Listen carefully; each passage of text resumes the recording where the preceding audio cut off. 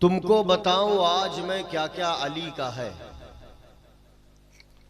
کعبہ علی کا، گنبد خضرا علی کا ہے، جس نے نبی کے دین پہ سب کچھ لٹا دیا۔ وہ فاطمہ کا چین دلارا علی کا ہے۔ بھارت کی سرزمی بھی معطر ہے، اس لیے خواجہ پیا کے جلوے میں جلوہ علی کا ہے۔ مجھ کو مٹا سکے یہ زمانے میں دم نہیں، کیونکہ میرے وجود پہ سایہ علی کا ہے۔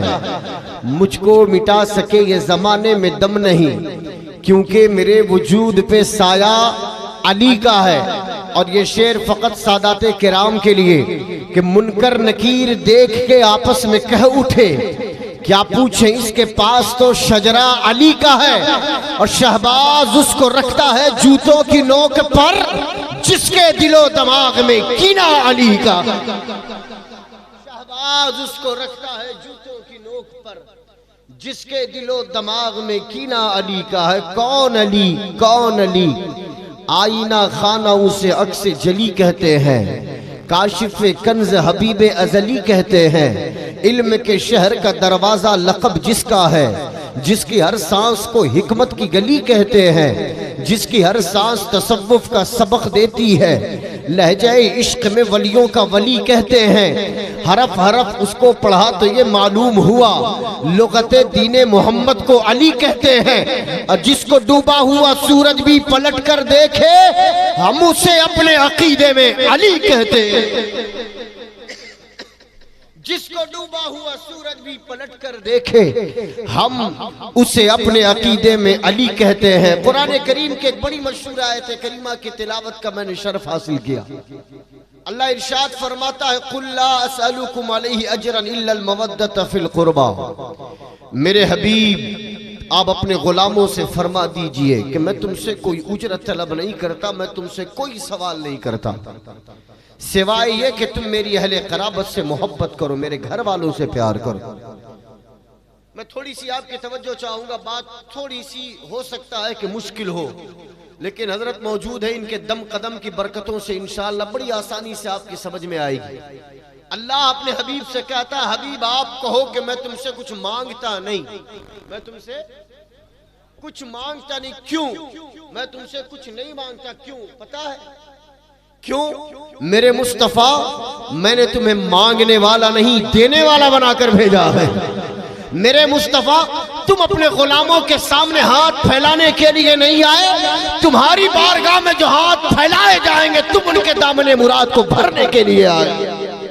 آقا ارشاد فرماتے ہیں، میرے آقا ارشاد فرماتے ہیں کہ غلاموں، اللہ تبارک و تعالی ہی عطا کرتا ہے، اگرچہ کہ تقسیم کرنے والا میں ہوں۔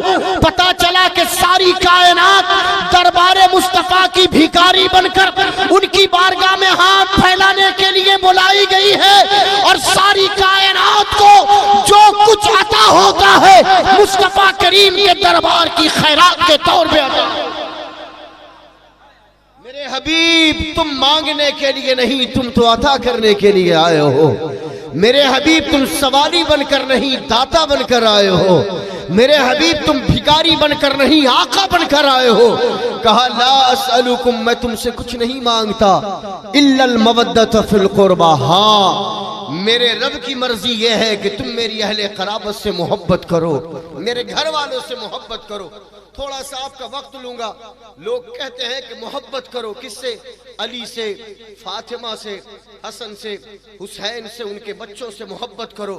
لیکن قرآن کے پاس لفظ محبت بھی موجود ہے، عربی میں لفظ محبت بھی موجود ہے، لیکن اللہ تبارک و تعالیٰ نے لفظ محبت کا یہاں استعمال ہی نہیں فرمایا۔ رب کائنات لفظ مودت کا استعمال کرتا ہے۔ آخر محبت اور مودت میں فرق کیا ہے؟ آؤ صوفیاء کرام کی جوتیاں سیدھی کرتے ہیں۔ صوفیاء کرام کی بارگاہ سے جواب ملتا نظر آتا ہے کہ محبت بھی ایک فطری عمل ہے، مودت بھی ایک فطری عمل ہے، لیکن دونوں میں ایک نازک سا فرق ہے۔ محبت دنیا کی کسی وجہ سے ہوتی ہے، دنیا کے کسی سبب سے ہوتی ہے۔ مثال کے طور پر سمجھانے کی کوشش کروں، اگر آپ کے مسجد کا مؤذن ہے، اذان دینے کا لہجہ اچھا ہے، آپ اس سے محبت کرتے ہو، میں نے پوچھا کہ کیوں کرتے ہو؟ آپ کا جواب آئے گا اس کے اذان کا لہجہ اچھا ہے اس لیے اس سے محبت کرتے ہیں۔ امام کے قرات کا لہجہ اچھا ہے، لوگ اس سے محبت کرتے ہیں۔ آپ کے محلے کا کوئی شخص ہے، بڑا طاقتور ہے، اس کی طاقت غریبوں کی دلجوئی کے کام آتی ہے، لوگ اس سے محبت کرتے ہیں۔ میں نے پوچھا کیوں کرتے ہو؟ جواب دیا جائے گا کہ یہ بڑا طاقتور ہے، اس کی طاقت غریبوں کے کام آیا کرتی ہے۔ محلے میں کوئی سخی داتا شخص ہے، لوگوں کی غریبی دور کرنے کا کام کرتا ہے، لوگ اس سے محبت کرتے ہیں۔ میں نے پوچھا کیوں کرتے ہو؟ جواب دیا جائے گا کہ اس کی سخی داتا، اس کا سخی داتا ہونا لوگوں کے کام آتا ہے، اس لیے محبت کرتے ہیں۔ آپ کے اسٹیج پر اگر کوئی شخص نعت خوان رسول بن کر آیا، آپ ان کی آواز سے محبت کرتے ہو۔ میں نے پوچھا کیوں کرتے ہو؟ جواب یہ دیا جائے گا بڑا مترنم لہجہ ہے، بڑا اچھا انداز ہے، بڑا اچھوتا لہجہ ہے، اس لیے محبت کرتے ہیں۔ لیکن تھوڑا سا اور آگے بڑھو، جس مؤذن سے لوگ محبت کرتے ہیں، جب تک اس کی اذان کا لہجہ اچھا ہے تب تک ان کی محبت ہے۔ جس دن اذان کا لہجہ ان سے بہتر کسی اور کا نظر آیا، لوگوں کی محبت کا رخ تبدیل ہو گیا۔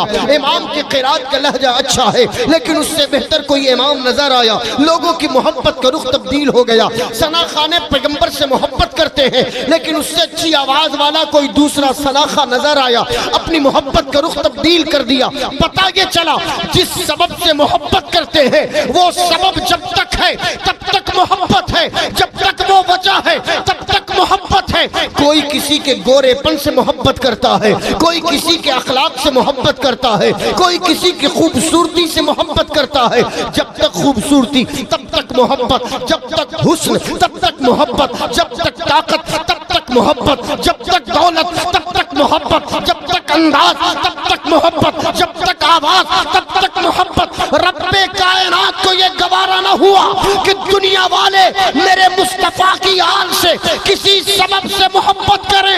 اللہ نے ارشاد فرمایا الا المودۃ فی القربى، میرے حبیب اپنے غلاموں سے کہو کہ تم میرے گھر والوں سے جب پیار کرو تو نہ دولت دیکھو، نہ حسن دیکھو، نہ جاہ و جلال دیکھو، نہ خوبصورتی دیکھو، نہ طاقت دیکھو، نہ انداز دیکھو، نہ آواز دیکھو، نہ کوئی اور کام دیکھو۔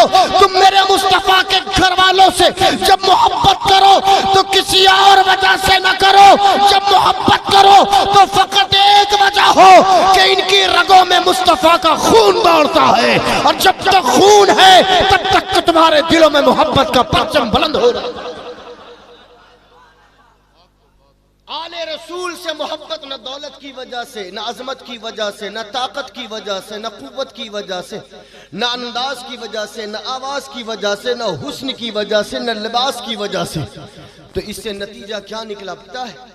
اس سے نتیجہ یہ نکلا کہ سید اگر پیر بن کر آیا ہے تب بھی محبت ضروری ہے، سید اگر مرید بنا ہوا ہے تب بھی محبت ضروری ہے، سید اگر عالم ہے تب بھی محبت کرنا ہے، سید اگر متعلم ہے تب بھی محبت کرنا ہے، سید اگر مسند تدریس پر درس بخاری دے رہا ہے تب بھی محبت کرنا ہے، اور سید اگر کرانہ اسٹور پر بیٹھا ہوا چینی تول رہا ہے تب بھی محبت کرنا ہے، سید اگر گورا ہے تب بھی محبت کرنا ہے، سید اگر کالا ہے تب بھی محبت کرنا ہے، سید اگر طاقتور ہے تب بھی محبت کرنا ہے، آل رسول اگر کمزور ہے تب بھی محبت کرنا ہے، سید اگر صحت مند ہے تب بھی محبت کرنا ہے، سید اگر بیمار ہے تب بھی محبت کرنا ہے، کیونکہ دنیا والوں سے محبت دنیا کے کسی سبب کی وجہ سے ہوتی ہے، آل رسول سے محبت مصطفیٰ کے خون کی وجہ سے کی جاتی ہے۔